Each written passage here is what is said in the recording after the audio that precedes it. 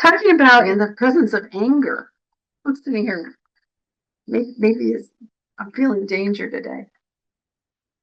Um, yeah, so face everything and ride and put faith over fear. I am sure that all of us have at some time stood in the presence of fear, where we are like paralyzed, either mentally or physically, because that fear just overpowers everything. It just takes a hold. And, and something to consider that we talked about last week. What if fear's not our enemy, but it's a messenger? What if in that moment it's not that we are frozen and unable to move, and we realize instead of it being an enemy, that it's our guidepost, a guidepost that takes us to a deeper understanding of what it is. And it's not that we need to become fearless. We don't need to push that fear away. We don't need to even pretend it's not there. But what we need to do is to become faithful. Become faithful in the presence of fear. Because fear is actually on the same coin that we can flip as faith. Faith and fear are on the same coin, just two sides of the same coin, because what fear really is misplaced faith.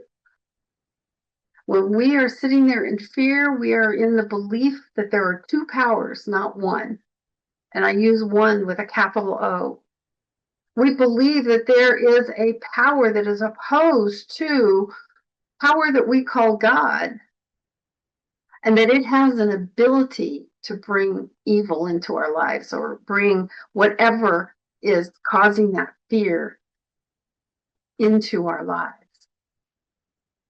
In a collection of his Ernest Holmes essays, in one called The Contagion of Fear, he says, I cannot help but believe that the divine mind, which certainly is present everywhere, is free from all fear.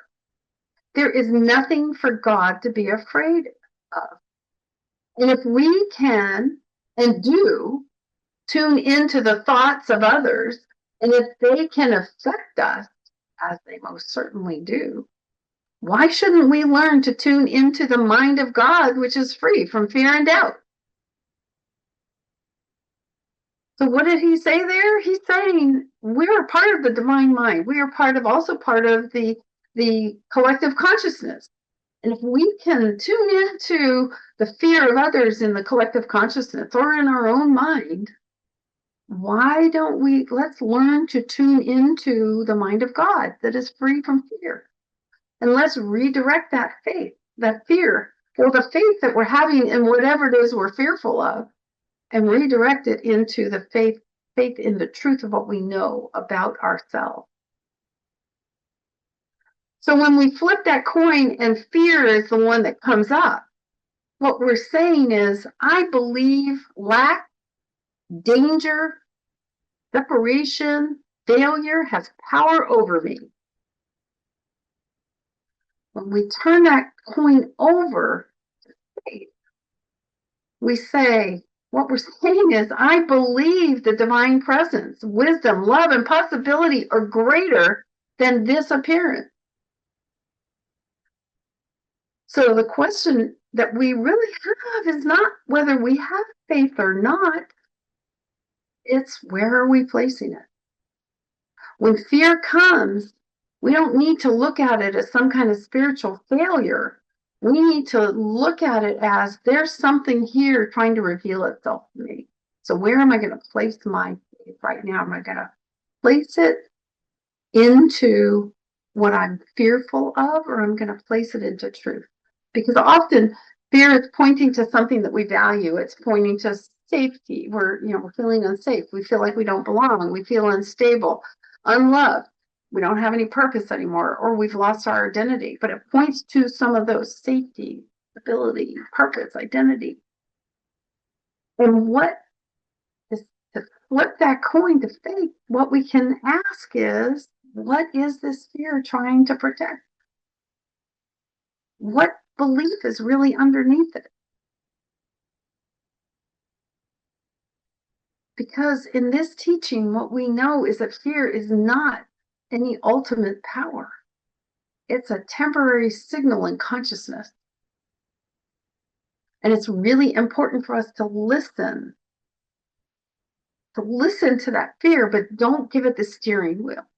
Don't let it drive the bus, if you will. So I'm going to tell you a little story about myself. This is actually, it's not a story, it's an experience, because I already shifted this story long ago. When I was a young engineer, when I was first out of college, I was working at this manufacturing facility where Corelle dinnerware was made.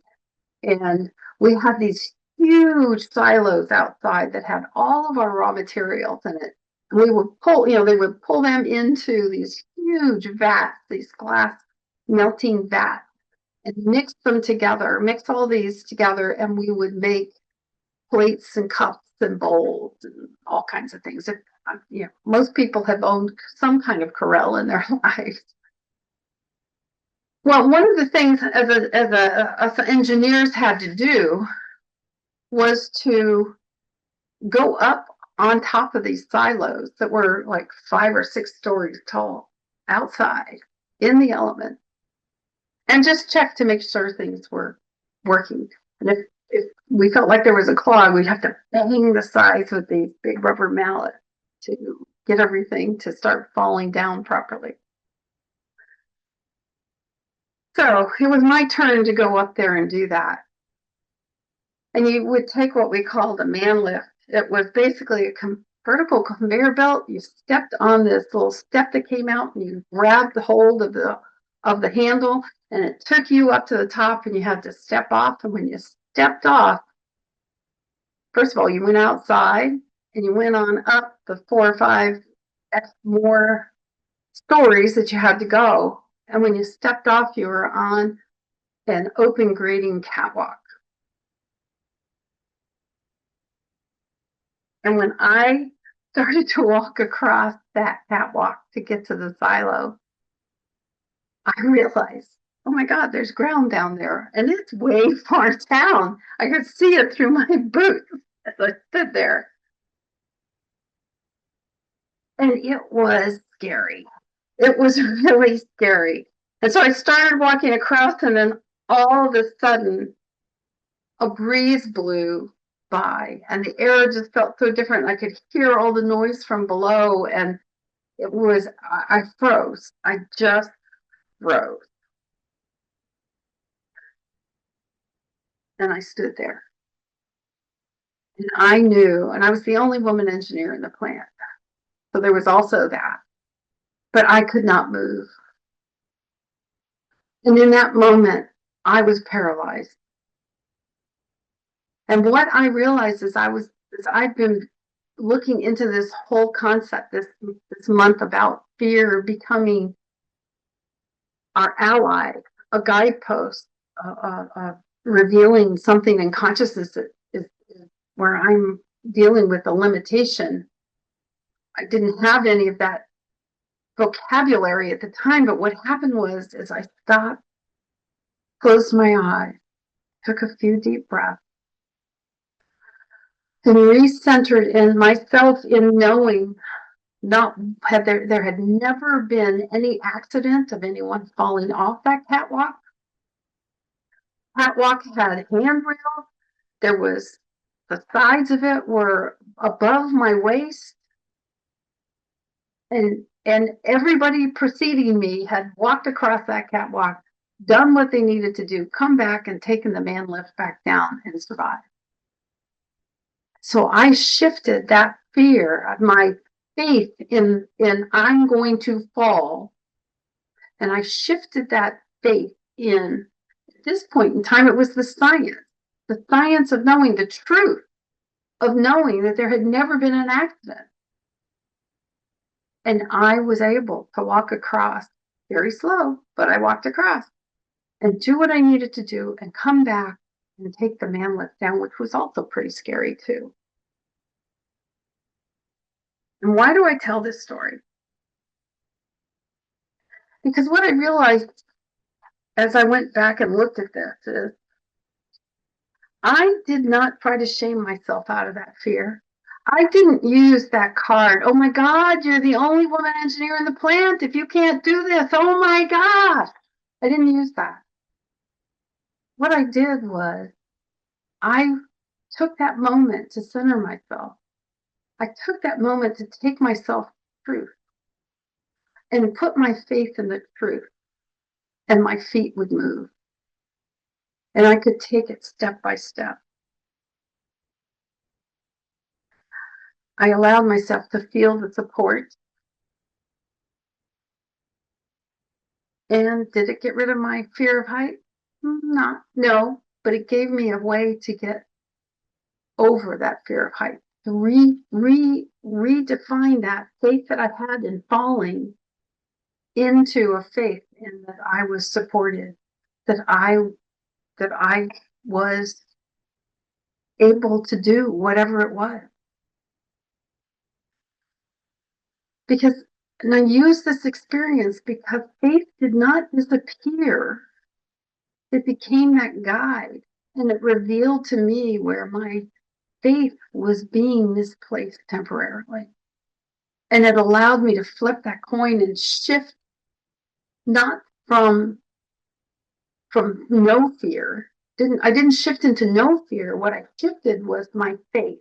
My faith in falling shifted into my faith in being held and supported and knowing that I could do that.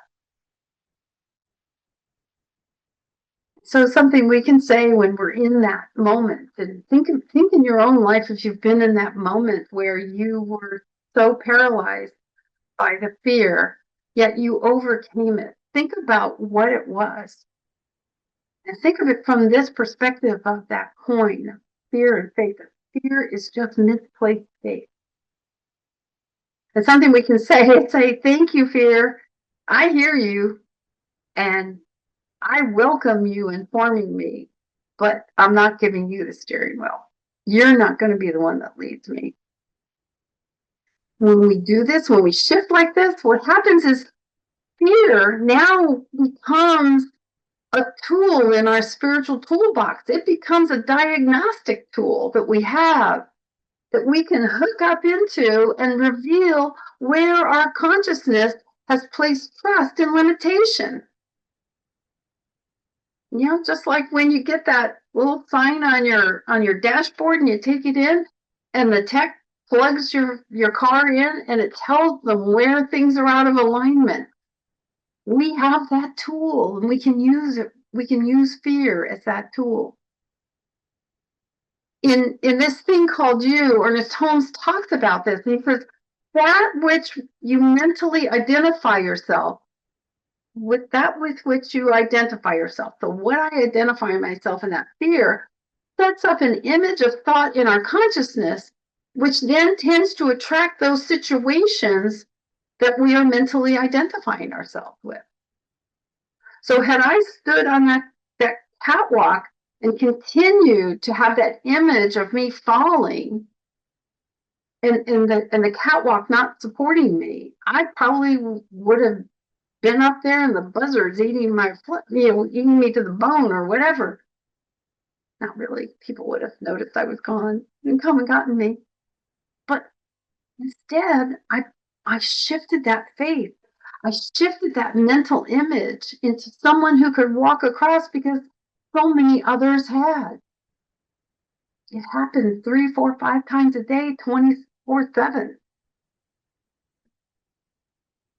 So what we can do is start to ask ourselves, am I placing faith in the problem or am I placing faith in the presence? And I use presence with a capital P. Am I believing more in the appearance than I am in the spiritual truth? So let's reframe fear. Let's reframe it to an invitation to return to our alignment with the one mind, rather than being affected by a collective consciousness, whether it is our own or that of the whole. Let's go back into the one mind. It's all in the one mind, but let's go back into alignment with spiritual truth, which is in there, and remember that the mind of God has no reason to fear.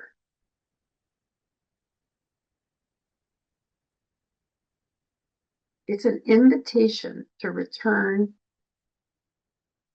to our alignment with one power, one mind.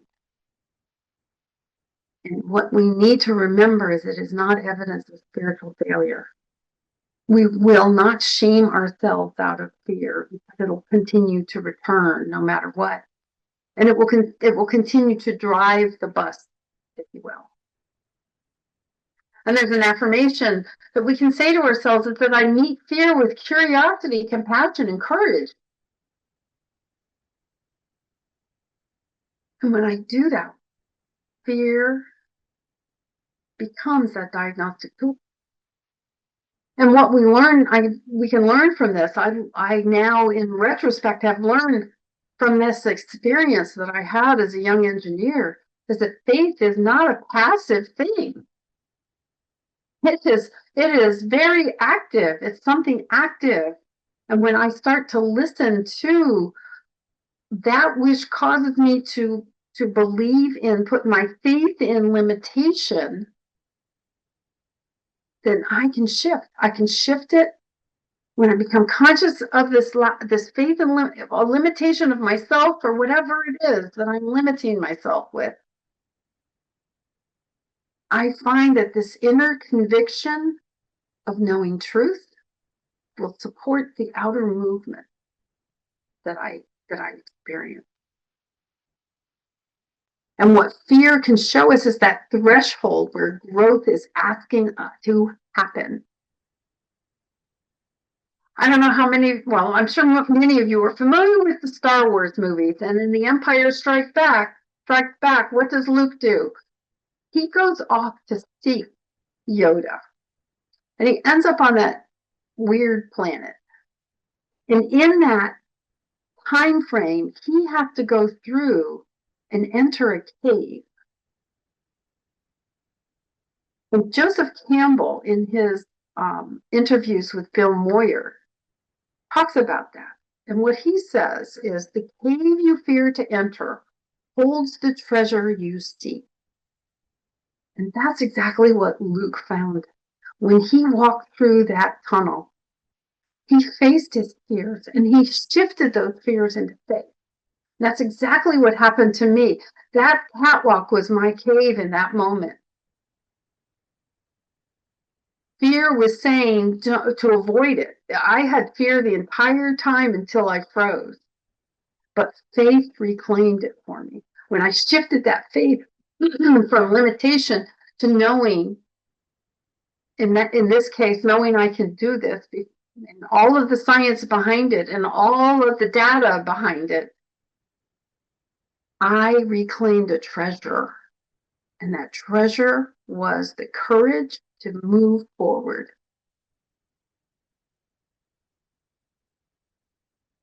And it was taking that first step, small step, that changed the whole way I saw myself as a young engineer. I found that treasure. So I invite you to think about a time when you came through fear, when you were at the entrance of that cave. The fear was saying, don't go in there. There's all, whatever it was saying. Be Luke and walk on through there. Be Jackie and walk across that catwalk and find the treasure that's waiting for you there. Find that treasure. It is there. It is always there. And when we take that small step, we can move through that fear, and we are guided by spirit. So just think about that for a moment. And remember, fear is not our enemy. It's a guidepost. And when we begin to think of it as that guidepost, as a piece of information, as something wanting to reveal to us, it can become the spiritual diagnostic tool in our spiritual toolbox. So what do? I listen to that fear. And I learn where my faith is being misplaced. What limitation or lack am I putting my faith in? Because I'm just on that fear side of the coin. And then I flip that coin over and I redirect that fear towards truth. And so when it arises, let's just all take that moment of pause and ask ourselves, what is my faith believing right now? Where am I on that spectrum of consciousness? My belief? Am I happening to me? Happening by me? It's happening through me. What is it? Where are we when fear shows up? And where would spirit have me place that faith instead? When I flip that coin over to faith, what's it going to flip to? So I ask of you this week, take an area of your life where fear is holding you back and experiment with it. As I have been reminded in a number of times over the past few weeks, there was a time, even since I've been in this teaching, where we called ourselves religious scientists.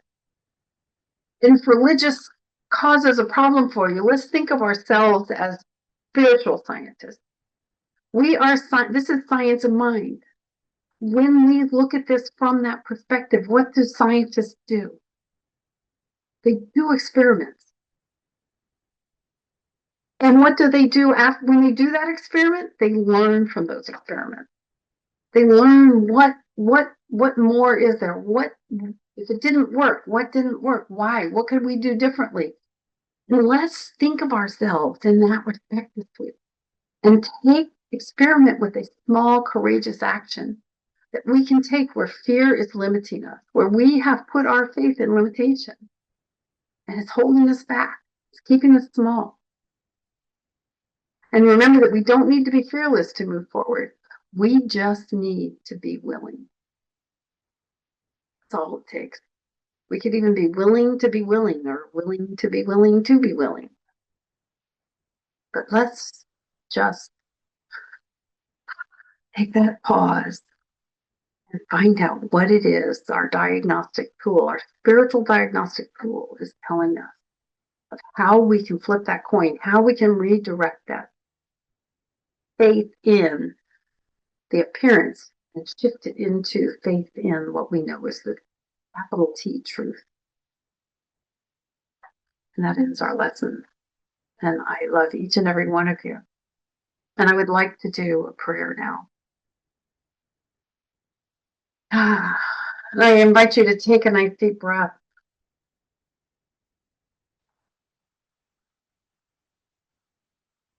As I bring myself back and allow each of us to bring ourselves back into that space of oneness within ourselves, that consciousness, place in our consciousness of knowing only oneness. And so I rest in that. I rest in this idea, this knowing of this power and presence that is the creator, sustainer, and animator of all that is. And I take great joy in knowing that I am an expression of that I am a creation of that. And that each and every person who hears my voice right now, too, is a creation of this power and presence that is love, is joy, is peace, is beauty, is light itself. And so what I claim for each and every one of us this week is that we place faith in the power of the presence rather than in the power of the appearance. That we take that steering wheel back and we drive the bus. and allow the faith in limitation to be that diagnostic tool to allow us to see where there might be an obstacle in the road ahead. And so I claim for each and every one of us that love guides us through all fear, and that curiosity and compassion and courage become our response to fear as we take hold of that steering wheel, as we take that step on that windy catwalk or that cave that looks so scary, knowing that there is truly light and a gift, a treasure for each and every one of us. And so I'm so grateful to know this truth for each and every one of us. I'm grateful to speak it in this word. I'm grateful for everyone who is here today and everyone who hears this at any point in time. And it is in that gratitude that I joyfully and gently place this into the hands of the law, the spiritual law, that part, that aspect of God that says yes, and just allow this to unfold in its fullness and wholeness. And so it is.